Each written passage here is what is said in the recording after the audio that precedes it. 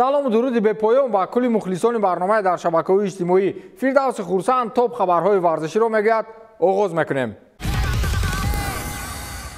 رئال مادرید در 15 بازی پیهمش تا حال با شکست دچار نشده است. در این مدت 13 غلبه، 2 مساوی دارد که بازی آخرین خود را شب گذشته بر مقابل الچه با حساب 3-0 به قید گرفت. کریم بنزما دارنده توپ طلایی امساله در تار و مار کردن الچه با یک گل دسته شاهانه را کمک کرد و پنجمین گل خود را در موسم امساله لالیگا به هدف رسانید که برای 5 گل او در 7 بازی دسته اشتراک کرده بود. فعلا بنزما در روی خط بهترین نشانزن‌های چمپیونات موقع ششم را با همدسته‌های خود وینیسیوس جونیور و فدریکو والورده تقسیم میکنند. صدر روی خط را باشد روبرت لواندوفسکی گیرنده همیشگی جایزه گرت میولر لیدری دارد که پولشگی تاکنون به زدن 9 گل دست یافته است. اما امروز پشت هنرنمایی‌های آخر فدریکو والورده حتی توپ طلایی کریم بنزما پنهان مانده است. این بچه را با قول چقدر که تعریف و توصیف نمایم می‌ارزد.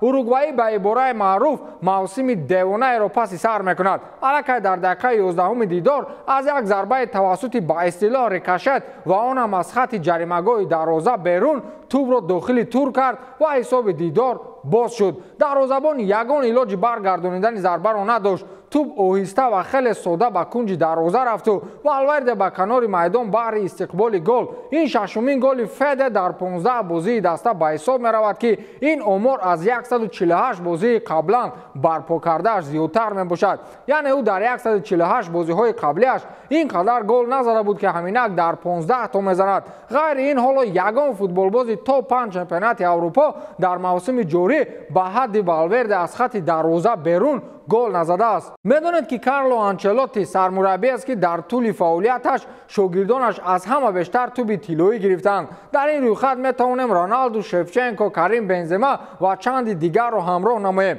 یعنی اسرار موفق کردن شاگرد را از دیگر مربی‌ها خوبتر میداند. او یک ماه پیش از منبر بلند گفت که اگر والورده در یک موسم از 10 گل زیاد نزند من کاستوم خود را گرفته از رئال میروم. مثل که این گپ را کارلو آنچلوتی هم تو سال و سودا نگفت. بالای وعده خود کار دارد و با شعار مرد گفت مرد میکند. والورده را ستاره درخشان فوتبال معرفی خواهد کرد. فد هم گمانم این کار را تا آخر موسم نه بلکه تا آخر همین سال جنببست کردن است. خلاص کاستوم کارلو آنچلوتی قریب که نجات یافته است.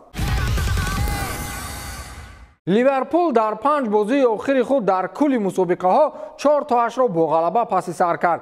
بچه‌های یورگن کلوپ دیشب وست هم را با حساب 1-0 شکست دادند. هرچند چندین فرصت های دیگر هم بود که میتوانست حساب دیدار خیلی بزرگ به نفع آنها باشد، ولی یک خط سیاه و یا یک نفرین آنها را گویا که دنبالگیر است. در این موسم اولین بار است که مرسیسایدی ها در 3 بازی پیهم دست بالا میشوند. اول رنجرز با حساب 7-1 قربانی شد، بعدا منچستر سیتی واهمه با تفاوت 1 گل شکست خورد و همینک دسته وست هم مغلوب شد. دوری آینده گمانم این آمار از 3 به 4 میگذرد. حریف نوبتی اشان ناتینگهم فارست است که روز 22 اکتبر صورت میگیرد. اینجا میتوانیم استعداد فوتبال بازی نوی دسته داروین نونیز را علاهیده توصیف نماییم. او غیر آن که در دقیقه 22 گل یگانه دیدار را زد، همچنین چندین فرصت های خطرناک دیگر را هم تأسیس داد که به وقت لیورپولی ها گل نشد. حتی یک ضربه از مسافه اندک دور زده است که با ستون دروازه برخورد.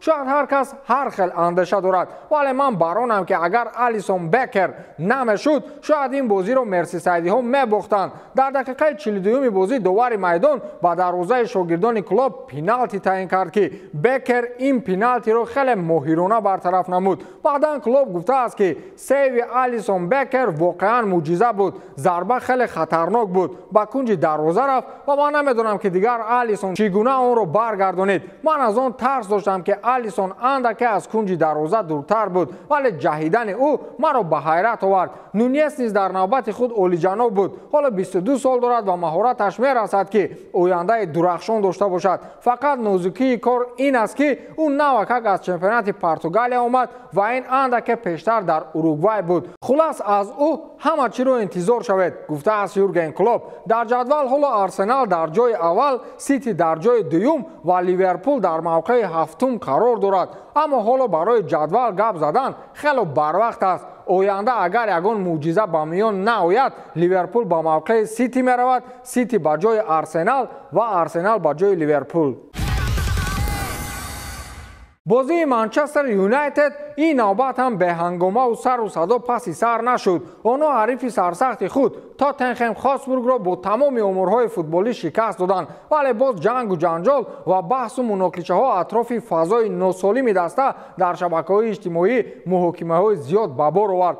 девҳои сурх танҳо дар қисми аввали бозӣ 19 зарба ҷониби дарвоза равон карданд ки бо ин рекорди навбатиеро дар мавсими имсола сабт намуданд. то ҳоло ягон даста ҷониби дарвозаи дастаи дигар ин қадар зарба назадааст. инам дар ҳолест ки бачаҳои Тоттенхем дар қисми аввал ба 19 зарбаи сурхпӯшҳо танҳо бо 5 зарба ҷавоб гардониданд. на аз дасти Кейн чизе омад ва на аз дасти Сон Хёнмин. аммо далели аҷиб ин аст ки аз ҳамин 19 зарба ягон таш вориди тури дарвозаи Уго Лорис нашуд. дар қисми дуюм Фред ва Бруно Фернандеш як голӣ заданд ва ҳамин тавр шогирдони Антонио Конте бидуни гол дар бозӣ шикаст хӯрданд. аммо ҳоло дар бораи ҳисоби бозӣ касе даҳон накушодааст ва аз ин дида рафтори ҳангомасози навбатии Криштиану Роналду мавриди муҳокима қарор гирифтааст. Роналду барои дуюм бор дар ин мавсим тамоман вориди бозӣ нашуд ва кулли рақобатро дар курсии эҳтиётӣ паси сар кард ки ин боиси норозигии португалӣ гашт. дар дақиқаи 90-уми бозӣ Роналду бо чеҳраи хеле норозиёна майдони футболро тарк кард ва ба натиҷаи ҳамдастаҳояш тамоман ягон аксуламали мусбӣ нишон надод ки ин боиси норозигии мухлисон ва ҳаводорони даста гашт. The Athletic ҳам хабар медиҳад ки Роналду то анҷоми рақобат на танҳо аз майдони бозӣ балки дар умум аз худи варзишгоҳ баромада рафт, чун мегӯянд ҳатто дар дохили утоқи либоси васкунӣ ҳамроҳи ҳамдастаҳояш набуд. ин чӣ гуна гуфтем баҳсу тарафкашиҳои зиёдеро ба миён овард. худи Эрик тен Хаг гуфтааст ки ман аз ин чиз огаҳам ва фардо худам ин қазияро ҳал хоҳам кард.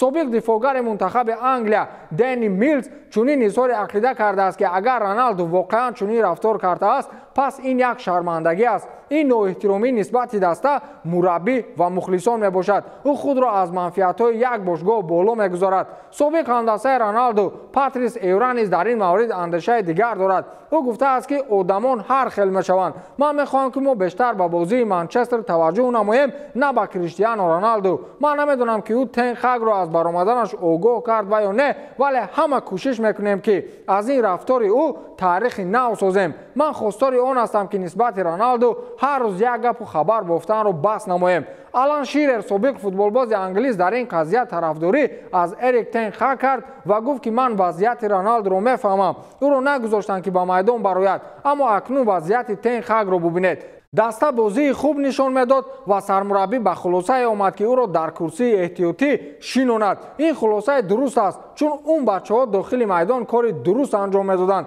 вазъият дар ин ҳолат барои мураббӣ вазнин мешавад. ӯро дар нишасти матбуотӣ журналистон дар ин бора зиёд мепурсанд ва ӯ маҷбур аст ки дар ин ҳолат ҳам вазъиятро идора кунад. хулас Роналду боз хислати гарданшахии худро пеши чашмони миллионҳо нишон дод ва чун ҳамешагӣ хоҳарбузурги ӯ Элма Аверу ба ҷониби Эрик Тен Хаг ҳамлаҳои навбатии худро анҷом дод. Элма дар саҳифаи худ навиштааст ки агар чунин вазъият идома ёфтан бигирад, пас Эрик Тен Хаг то моҳи январ аз вазифааш меравад. гапҳои дигар ҳам ҳаст ки ҳамон саҳифаи Элма Аверу ҳамин хел ба номи ҳамон хонум аст, вале худи телефон дар дасти Роналду будааст. шумо ба ин бовар доред?